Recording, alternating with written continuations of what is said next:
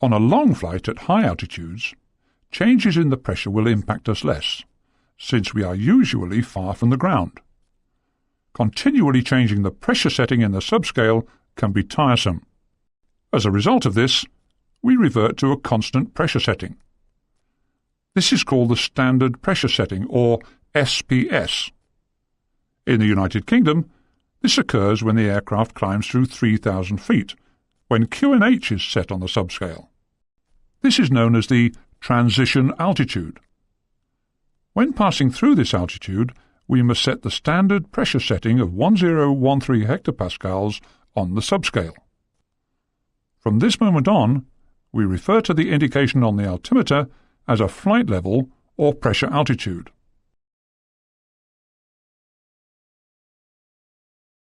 However, the transition altitude is not always 3,000 feet on QNH. For example, within the London TMA, it is 6,000 feet. In some countries, the elevation of the airfields can be greater than 3,000 feet. In this case, the transition altitude is usually a set height above ground level. Always be sure to check the transition altitude at unfamiliar airfields.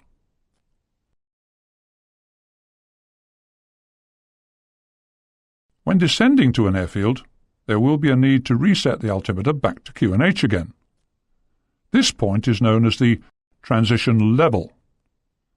The transition level is not fixed and varies over time and place.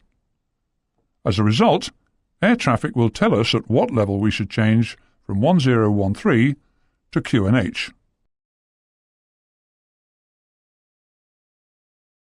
Even when 1013 is set on the subscale and we are flying at high altitudes, we will still experience increasing or decreasing true altitudes as pressure varies horizontally. However, at such high altitudes, the change is almost insignificant. There is one final pressure setting.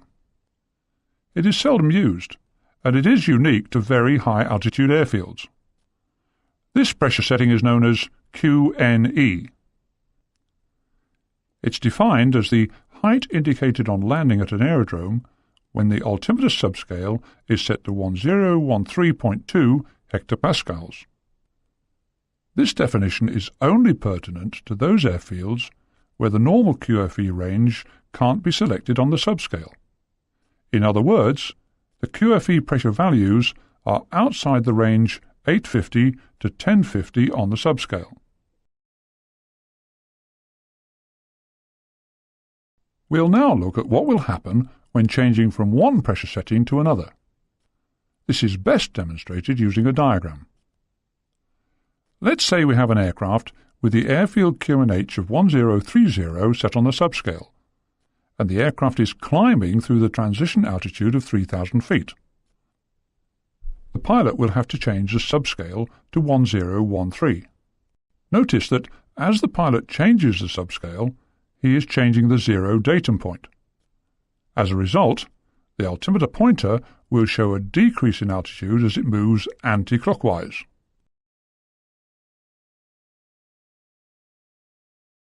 Let's look at it another way. Now we have an aircraft which is descending through the transition level on approach to an airfield. The altimeter subscale would be set to 1013, but the pilot has been told by the air traffic controller that he must select the QNH, which is 1020. Notice that this pressure level is further away from the aircraft, and as a result, the altimeter's starting point is much lower. So, as the pilot adjusts the subscale, the altimeter will respond by showing an increase in altitude.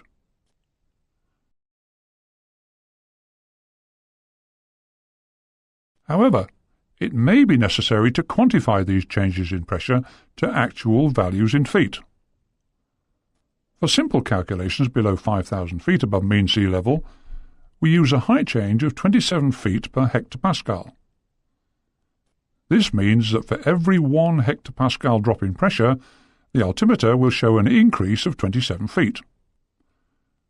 Looking at the diagram, we can see an airfield 1,000 feet above mean sea level. If the QFE was 980 hectopascals, what might the QNH pressure be? What we have to do is increase the pressure from the airfield to mean sea level.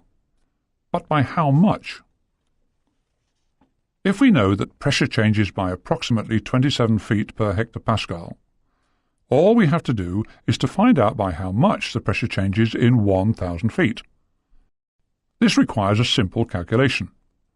1,000 feet divided by 27 tells us that the pressure change in 1,000 feet is approximately 37 hectopascals. Now we simply add this to the pressure at the airfield to find the QNH. In this example, the QNH will be 980 plus 37, which equals 1,017 hectopascals. Let's try another example. Let's say an airfield 2,100 feet above mean sea level has a QNH pressure of 1005. What will the QFE be? Since the QFE is the airfield pressure, and the airfield is above mean sea level, then we know QFE will have a lower value than the QNH. But how much lower? If we know that in a height of 27 feet the pressure changes by 1 hectopascal, then we can say in 2,100 feet we have a pressure change of approximately 78 hectopascals. Therefore, the airfield pressure will be 927 hectopascals. So far, we've looked at how the altimeter works and how we can best use it to eliminate varying pressure changes along a route and near the ground. The variable subscale and the different pressure settings helped us to do this. However, there is one significant variable which the altimeter cannot cater for: temperature. In our earlier lessons on pressure, we saw that temperature affected the pressure lapse rate. Our altimeter is calibrated to an ISA temperature profile and is unable to adjust for the effect of any deviations away from ISA. Let's recap what we've already learned about how temperature affects the lapse rate and pressure levels. Here we can see that if we cool air down, the pressure levels contract and increase the pressure lapse rate. If we warm the area on the right, we can see an expansion of the pressure levels.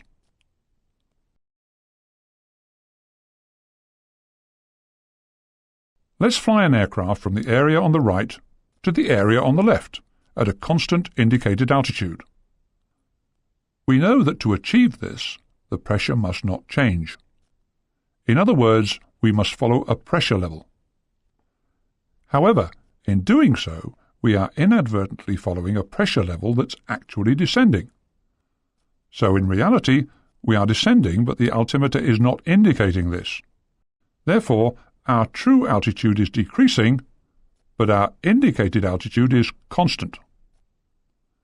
There's a saying which is used to remind pilots of this potential problem. When flying from hot to cold, don't be bold. Or, even more dramatically, cold kills. We can further adapt this to be high, low, high. Flying from high temperature to low temperature, the altimeter will read high. In other words, it overreads the true altitude. We saw the use of high, low, high previously for horizontal pressure changes along route. This temperature effect will reverse if we fly into a warmer region. Notice how the aircraft is in fact climbing away from the ground, but that the indicated altitude is staying constant. This example illustrates the concept of low, high, low. Flying from a low temperature to a high temperature, the altimeter will read lower than true altitude.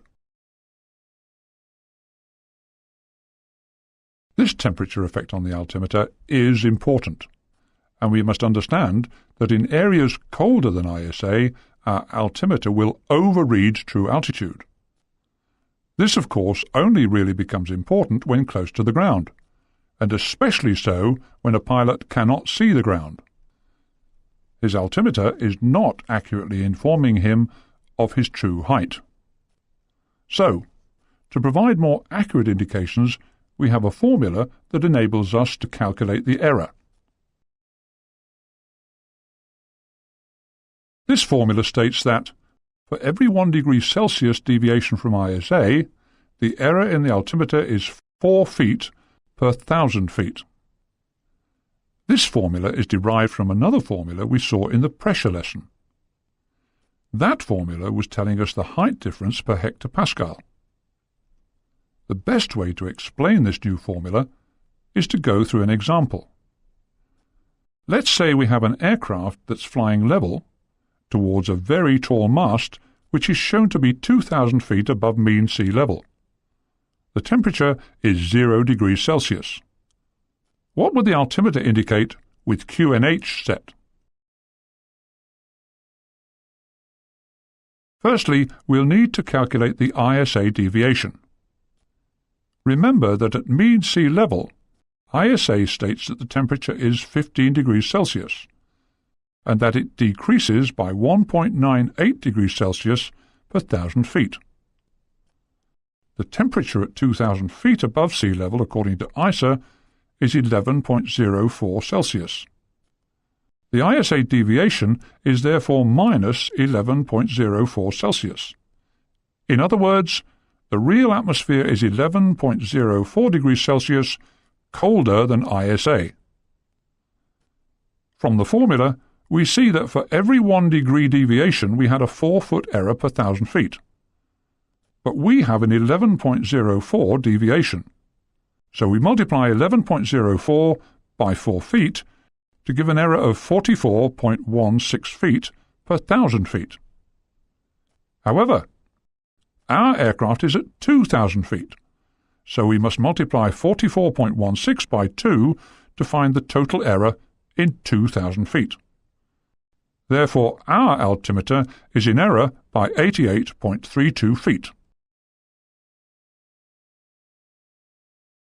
If our aircraft is flying level with this mast, which has been shown to be 2,000 feet above mean sea level, then that must be our true altitude.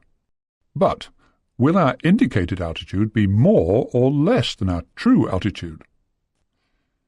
If you remember from earlier, we said that in colder than ISA conditions, the altimeter would overread. Therefore, our indicated altitude would be 2,088 feet.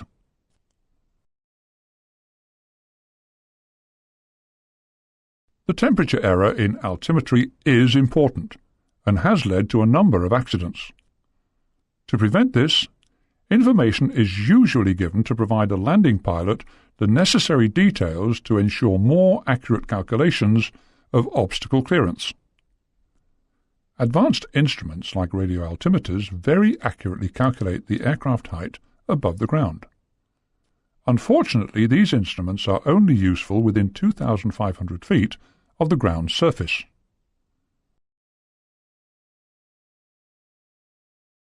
Temperature errors are not the only errors in the altimeter. There are many more. However, these are outside the scope of the lesson. You will be made familiar with them when you study the altimeter in aircraft instruments.